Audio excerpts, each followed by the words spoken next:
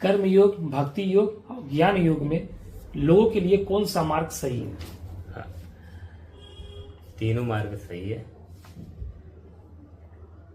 एक के बिना दूसरा अधूरा है। तीनों साथ में चलना चाहिए। कर्म के बिना कोई रह नहीं सकता। श्री कृष्ण भगवान भगवत गीता में लेते हैं, जो सोया है वो भी कर्म करता है, आलस्य में पड़ा है वो भी कर्म है। तो कर्म तो करना ही करना है। अब भक्ति योग और ज्ञान योग, ये दोनों के साथ कर्म योग करते हैं तो आपका कर्म ठीक होता है।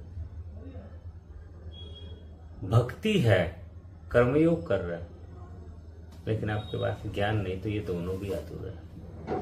तो ये ज्ञान योग के साथ, उस ज्ञान को भक्ति के साथ और उस भक्ति से कर्म के साथ जोड़ना पड़ेगा। तो तीनों साथ में है चलते, कोई अलग रास्ता नहीं है। एक को कम करोगे तो अच्छा, ज्ञान है आपके पास, ज्ञान और कर्म कर रहे हैं, लेकिन आपके पास भक्ति की भावना नहीं है, प्रेम की भावना नहीं है, करुणा की भावना नहीं है। ज्ञान है कि मुझे कैसे क्या करना है, नॉलेज है, लेकिन अगर आपको भक्ति नहीं है, जहाँ लोभ ईर्ष्या द्वेष आएगा, तो उस कर्म उसका क्या करेंगे? अच्छा, भक्ति है, बहुत आस्था है, श्रद्धा, लेकिन वो कैसे करना है, नॉलेज ही नहीं है कर्म का, ज्ञान का, तो कर्म कैसे होगा?